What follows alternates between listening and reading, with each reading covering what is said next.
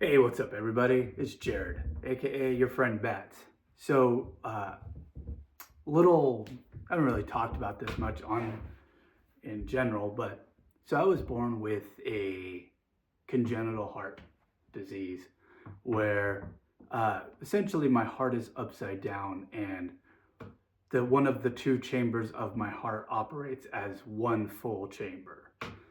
So I believe my right side of my heart doesn't pump enough blood into my lungs, and so my left chamber has valves redirected that make my right side of the chamber that pump.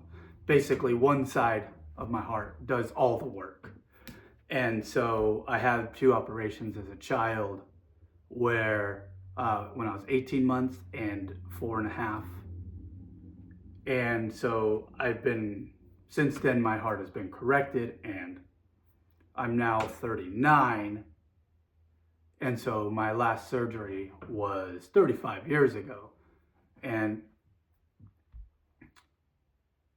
recently, on the 6th, well, backtrack, I've been speaking with a cardiologist about my condition, and she said pretty common that after several decades, the procedure that I had is going to essentially need a tune-up. And that's kind of why I reached out to a cardiologist in the first place, because I wasn't feeling quite myself. I wasn't feeling 100%.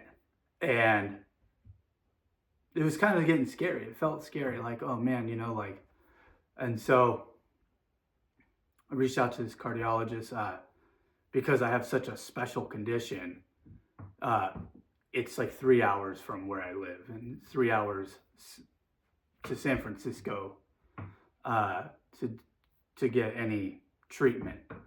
And so back on the 6th, I went into what's called SVT. It's a fancy medical term for basically my heart's beating too fast. And what happened is a regular heartbeat is between 60 and 100 beats per minute. And if you're exercising, doing intense cardio, you're looking at like 130 beats per minute. Well, when I went in, I got the high score. I got 214 beats per minute. And what happened is for the last couple of weeks, one of the reasons I reached out to this cardiologist is I've been having these slight faint spells where I kind of like faint for like a second and then come back to, like I kind of, and after that happens, like it's kind of like everything fades black for a second and then comes back into focus. And then after that happens, I feel this tingle go and disperse from my body, from my chest area to my fingertips to my toes, all the way, like, and it's like it's very like jarring when it happens. Like, oh, whoa, okay, and I have to like kind of like realize I'm still still above ground or something. And so what happened was I started having these faint spells for over the last couple of weeks. And so when I was talking to my cardiologist, she was like, oh, you're probably going to need a tune-up. And so on the 6th, I went into SVT, and so I couldn't. What was happening is I felt like I couldn't breathe. And I was really forcing myself to breathe, going, trying to get oxygen into my lungs.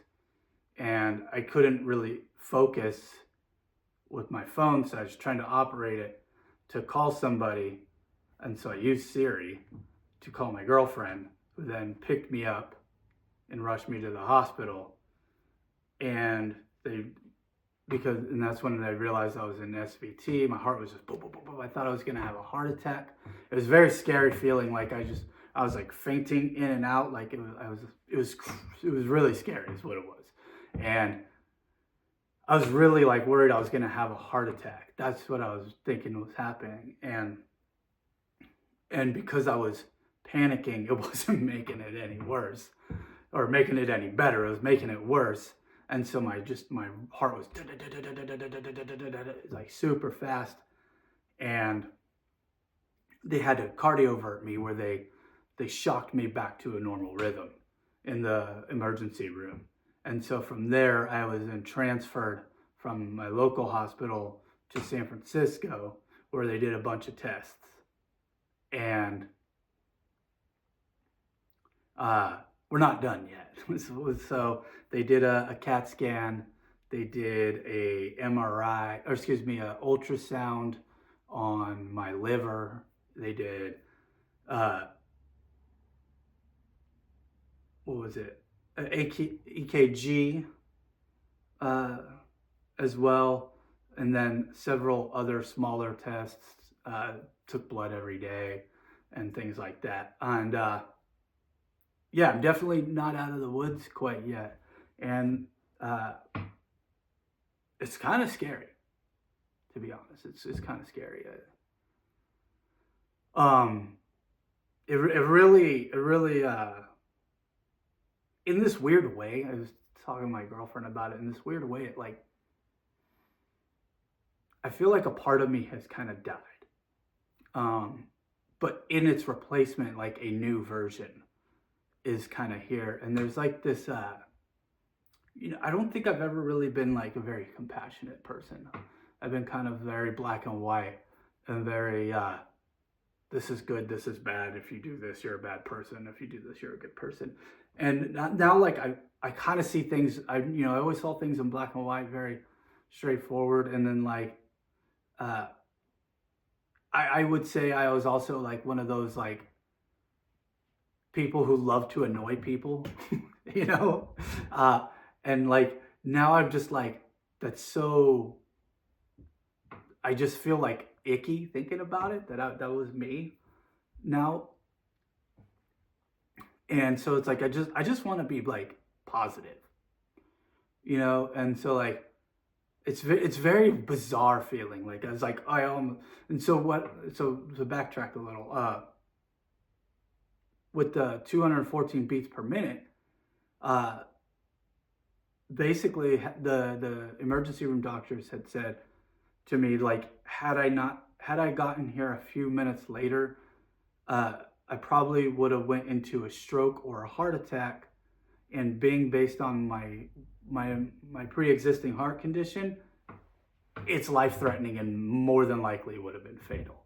And so that was like, holy crap, like, because I've never been shocked like that. And so I was actually fighting them. I'm like, don't zap me, don't zap me, don't zap me. And they're like, we have to. And so they sedated me and like kind of went against my wishes to not zap me, but they did the right thing is what happened.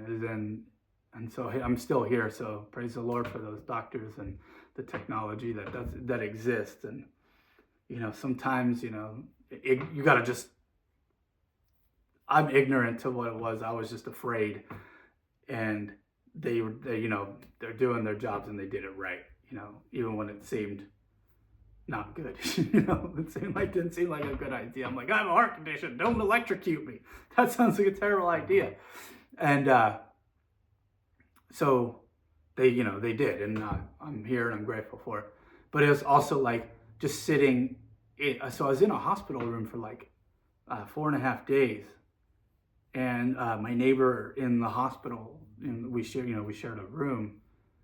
It was just sad. It was basically, I was roomies with a guy who was dying, and it really kind of put a lot of things in perspective about the hell are we doing here, kind of thing. And so, I felt like this like ick of myself, like, man, I've been a real nuisance, a real pain in the ass to a lot of people. And so like, I genuinely kind of feel bad about it. And it's like, I have this like idea, it's like they do in AA. I've never been, but I've heard about it where they write a list of everyone they've wronged. I don't think I'm going to do that, but I do want to, just moving forward, be the best version of myself that I can be. And so that's just like being a butthole. It's not worth anything. It's not like, it's amusing. Like, I understand like annoying people for a laugh is fun. I've done it a million times over. But now I'm like, yeah, that doesn't bear any fruit. And it's like it makes me feel icky, I guess. That's what I'm saying. So I'm very grateful to be sitting here in my grandma's rocking chair that has been passed down to me to just be above ground, to continue living. Like the idea that like I was like this close to dying is kind of nuts. Like, and it's like it was really scary. Like I'm kind of numb to it. Like I'm like, oh wow, that happened. I went through that. But there's like sometimes I get hit with this like, hey, you were this close. You were this close, and like it makes me go, were you ready to go talk to St. Peter? Are you ready to go to the gates and atone for your? I'm not. No, definitely not.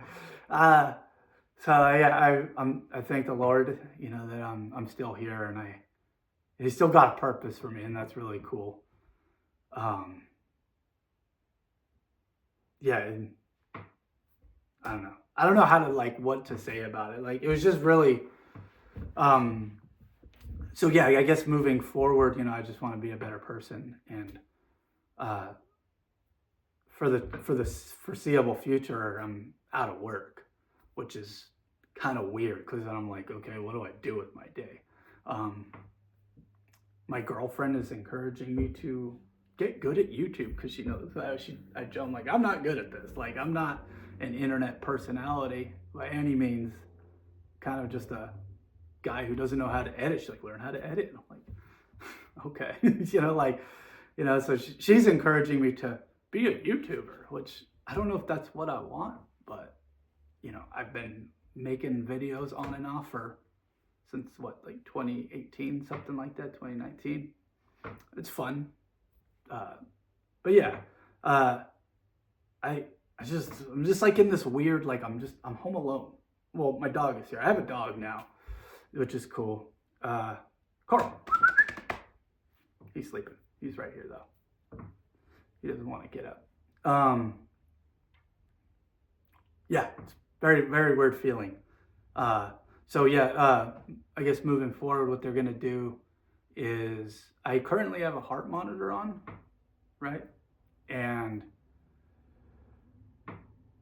after this comes off, I'm going to see where it goes from there. We're not sure at that point. They're gonna get a bunch of answers from this thing, and we're gonna go from there. And yeah, I'm on medication for the rest of my life, like heart medications for the rest of my life. And once we find out what this is gonna do, they're gonna try to find the arrhythmias, because that's what it was. It's like I had an arrhythmia. I'm having there's something making my heart not beat at a normal rhythm sometimes. And so we're gonna do, they wanna see about the arrhythmias, and if there's any kind of other, if I keep having parts where my heart's skipping beats and stuff like that, they might want to put what's it called, a V-fib or something fib, where basically like it gives me a little little electric shock to keep me back in rhythm. And they're also talking about potentially going up with a camera and some like lasers. The future, man. They're gonna go up with a camera with like a laser, and if there's anything that's causing these arrhythmias, they might like use energy to zap that circuit that's causing that. And then she was also saying like, oh, we want to do an exercise test. And so at first I was like, oh, exercise, yeah, I can do some jumping jacks and run, and I've always been into fitness to a degree. Yeah, let's do some. And then I was like, wait a minute, because I work in a water department. I work for a water distribution place. And I was like, wait, we exercise valves. When you exercise valves or you like exercise test like a pump, like you turn that thing on to see it like, and so I asked my cardiologist, I'm like, hey, when we say exercise, we're not like doing physical activity. We're gonna like rev up my heart, right? And she's like, yeah, that's what we're gonna do. So I guess we're gonna see where I redline, which is kind of cool, I guess. It's kind of frightening. They're like, oh yeah, we're gonna do this test where we're gonna speed up your heart and see where you can take it, up to what level, which is kind of cool, but also frightening. So yeah, like I'm definitely not out of the woods yet, and I don't seem like to be going back to work for the foreseeable future, and it's kind of tripping me out because I'm just home, and I've always been like, whether I worked in restaurants, I've always like a big part of my life is going to work and like being social at work, and I don't know, like I'm just in this really weird state. And so it's like, oh, I got time to read comics and, do all the, nerdy stuff that I want to do. But like, it feels wrong. Like, I feel like I should be doing something better than just like sitting around playing Arkham Asylum or freaking reading comics. I've been taking my dog a lot for a walk. I think I'm about to do that right now. So yeah, I'm still alive. I'm happy to be here. Thanks for watching if you watched this far. I could use some prayer. That's, you don't need to like this video or comment, but if you believe in power of prayer, I'd love some prayer. So yeah, thanks for watching. Catch you guys on the next one. Peace.